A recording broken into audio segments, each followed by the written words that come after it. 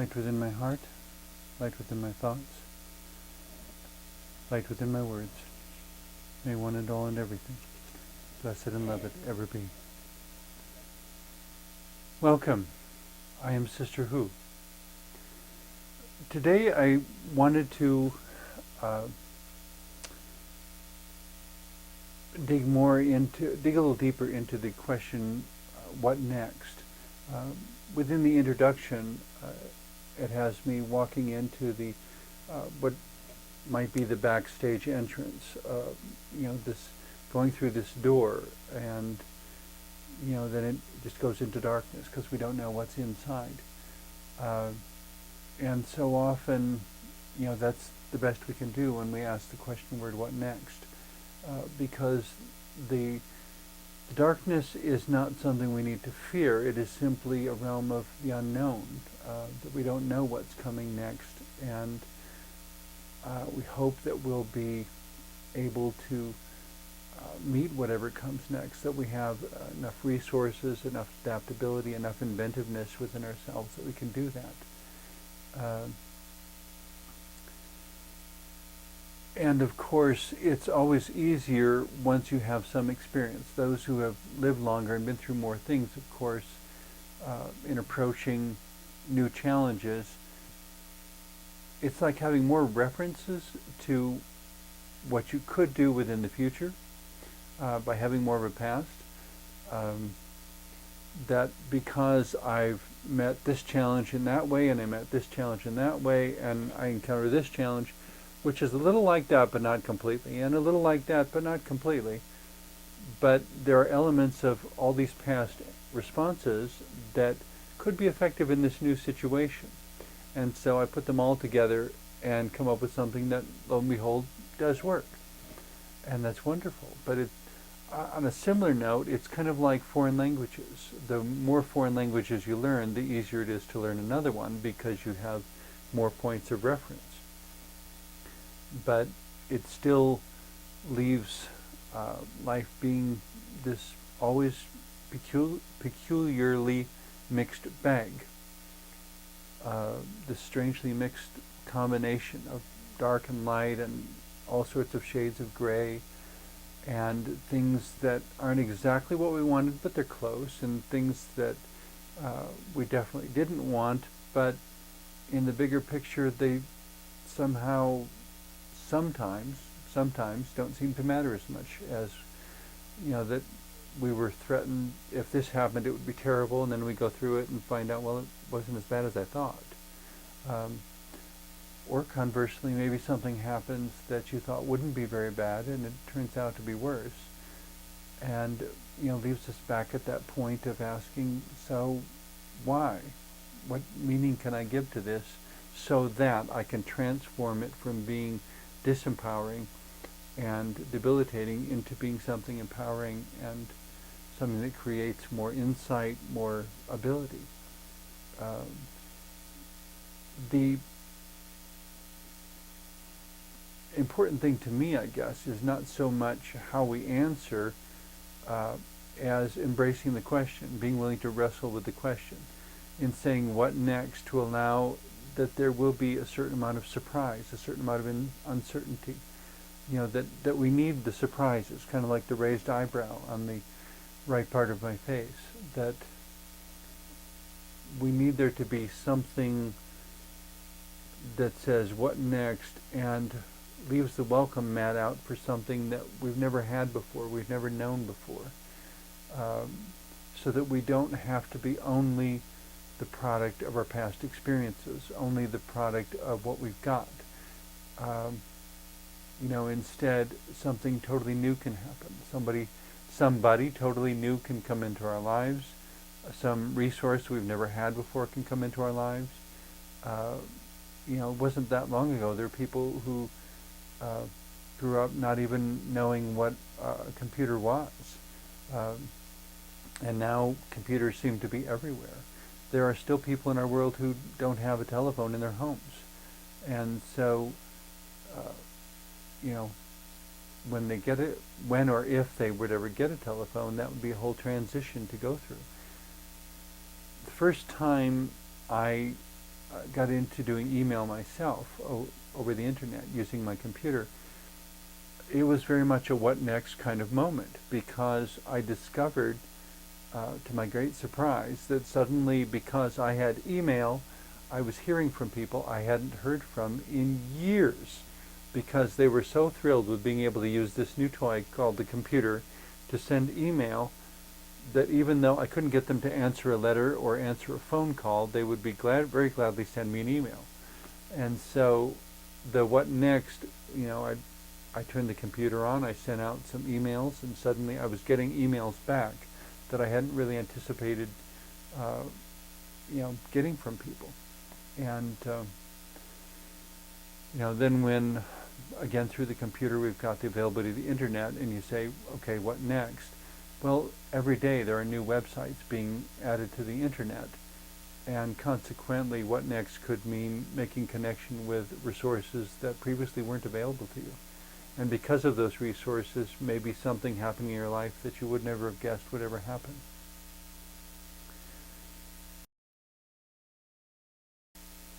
The thing that persists through all of this,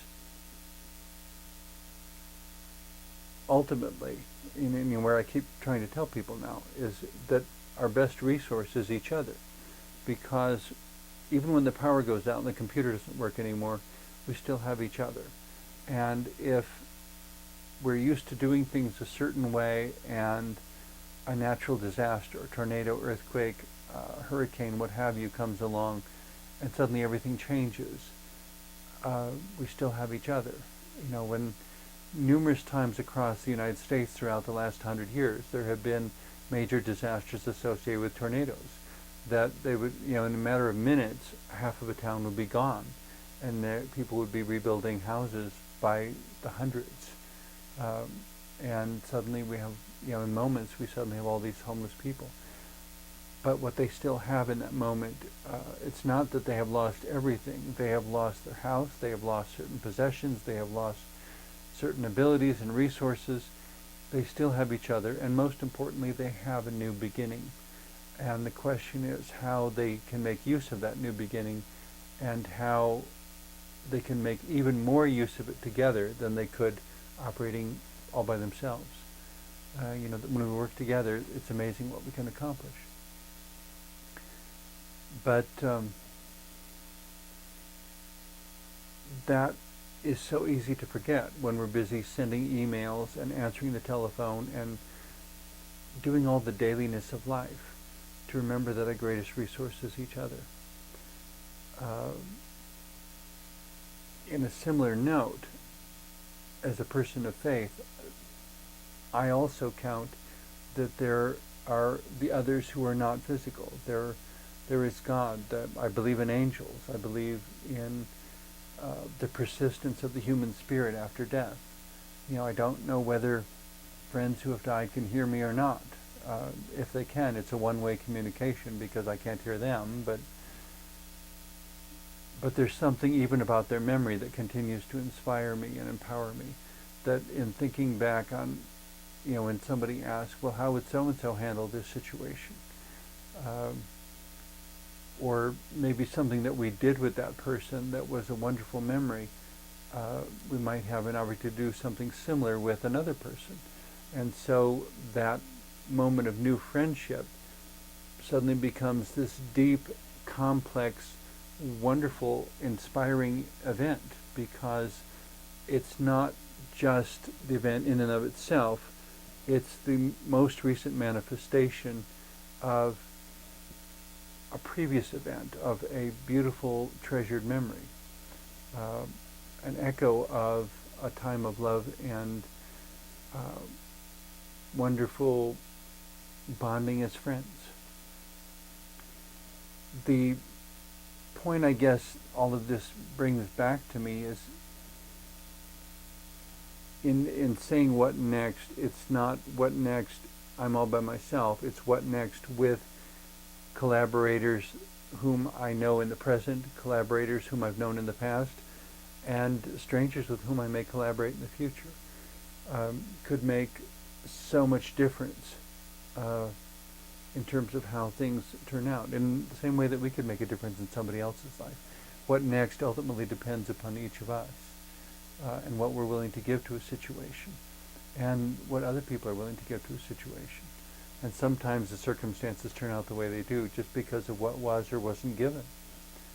So, but in reflecting on all that, and in not wanting to tell life how it has to be, but to be honest with myself about what life is, and from that basic raw material, whatever it is, to make the very best good that I can. From all of that, as I was working on my third album of original songs, I came up with a song that I just decided to make it the title song of the album, Along the Way. That it's very much about life being a journey, not a destination.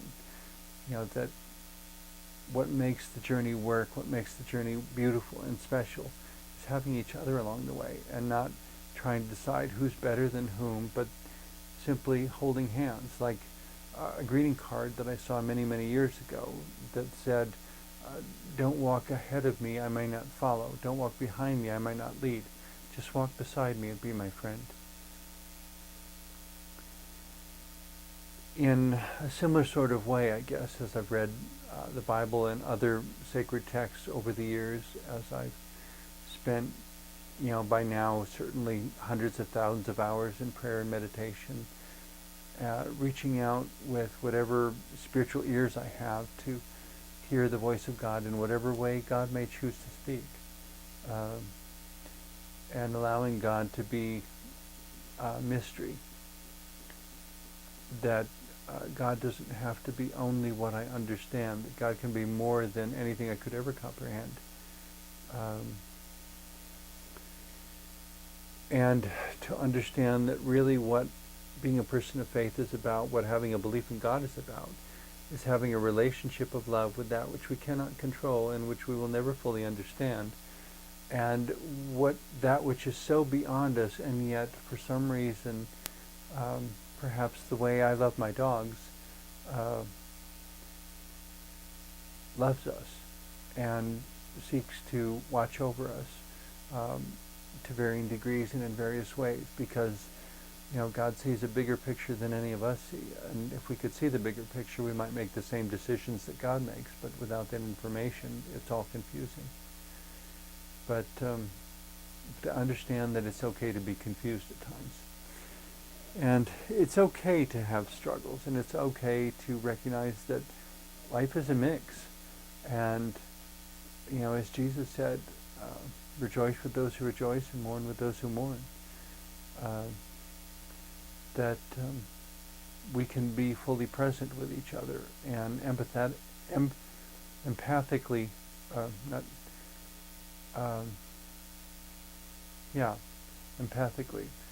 having empathy, having the ability to feel with someone, not to protect them from their own experience, but to allow them to experience that communally rather than in isolation. That it's not only them who understands the tragedy, the difficulty, the loss, but that it's also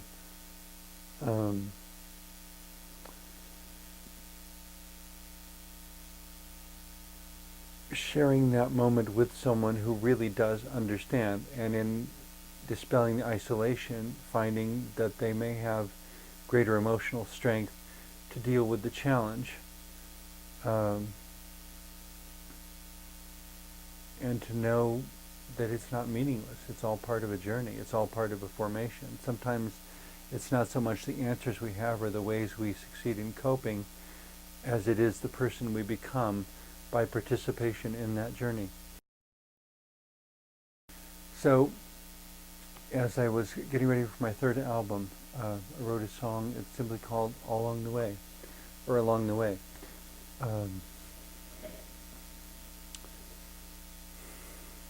Tuning into, it comes back to that tuning into the love that is unseen, but that is the glue that holds all of life together and that allows relationships to work.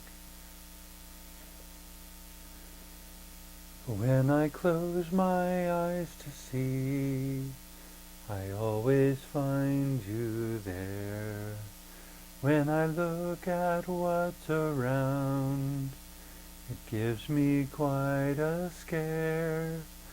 But your hand upon my shoulder and your smile within my view always helps me to remember the dream that still comes true.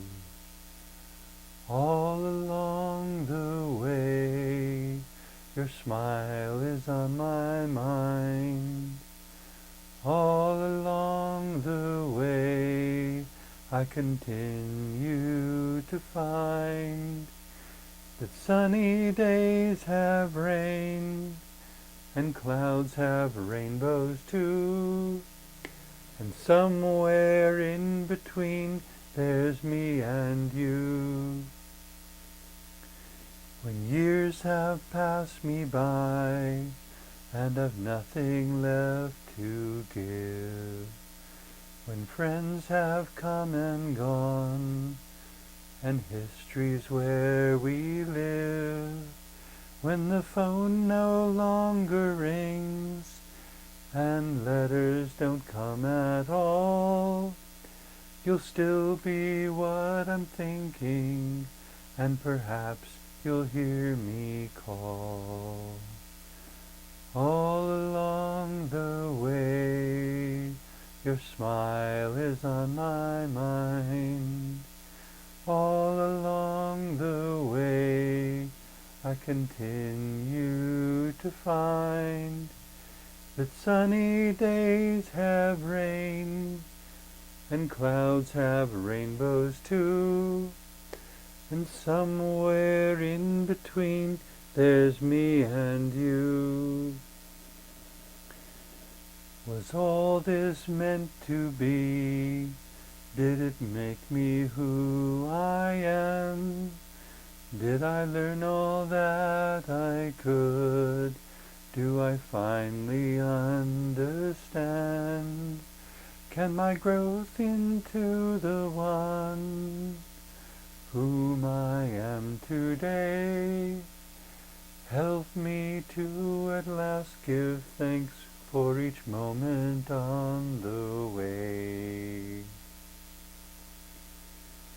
All along the way, your smile is on my mind. All along the way, I continue to find that sunny days have rain, and clouds have rainbows too, and somewhere in between there's me and you.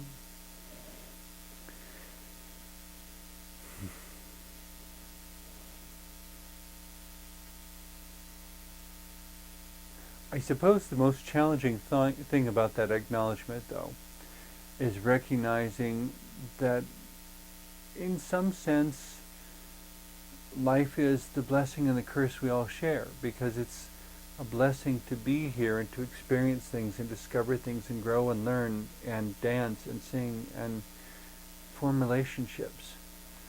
And it's also the curse because we're kind of stuck in this daily place of good things happen, bad things happen. Was it a good day or a bad day? Well, it depends upon which part you're looking at. Is it wise to label every day a good day? Is it wise to have every day be a good day? I was talking with a friend, and we got to speculating about heaven, and it suddenly occurred to me that if there is no possibility of feeling pain in heaven, I don't know if I would want to go there. Because if pain isn't possible, there's an awful lot of things we've learned and a lot of things to which we're sensitive, specifically because we felt pain. If we never get to feel pain again, are we going to forget all of that? Are we going to lose all our sensitivity? which I guess if heaven is truly perfect, and if God is the ultimate, or is the embodiment of ultimate wisdom and ultimate love, I think perhaps conceptions of heaven need some revising. That maybe it's not about being in a place where there will never be pain again. Maybe it's about being in the presence of God, of being in the presence of the embodiment of highest wisdom and greatest love, as we continue to experience life in some way that is appropriate to that place, wherever that place turns out to be.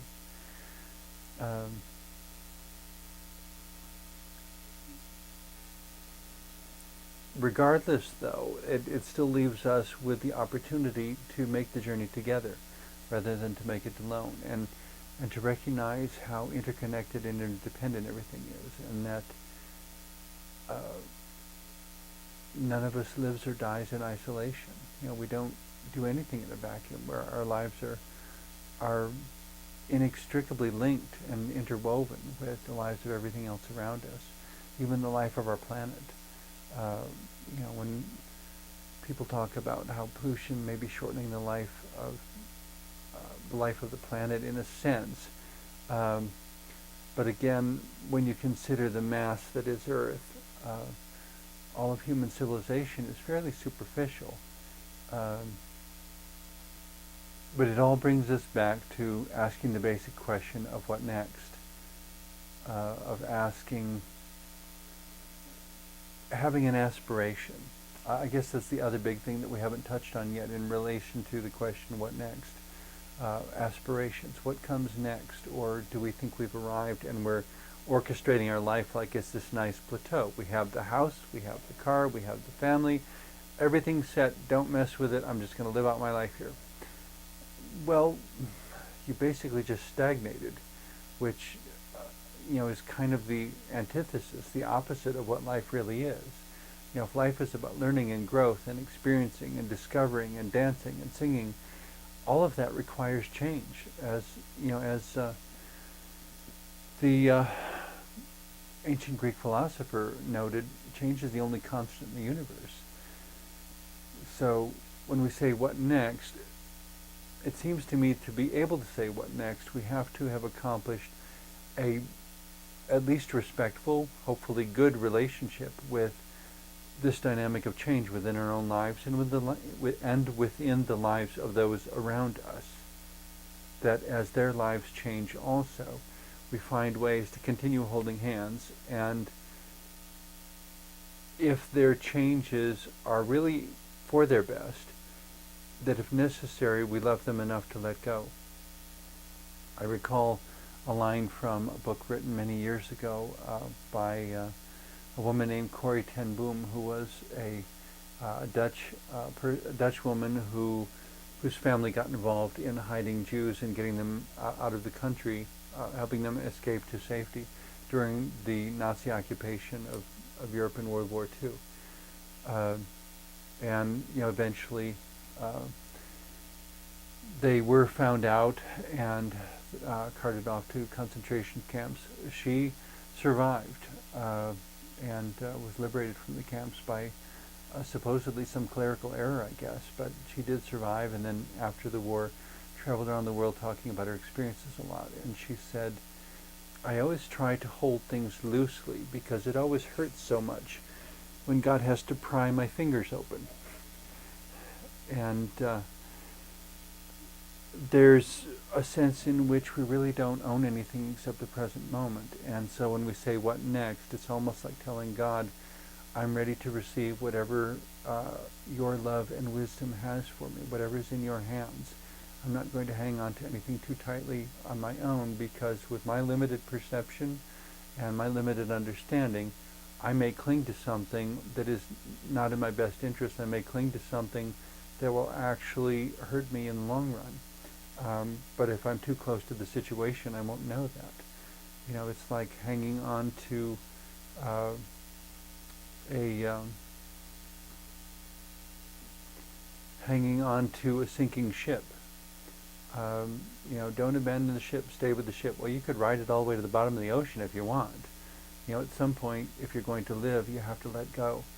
and look for a different ship or look for something in whatever ocean you find yourself in to continue the living.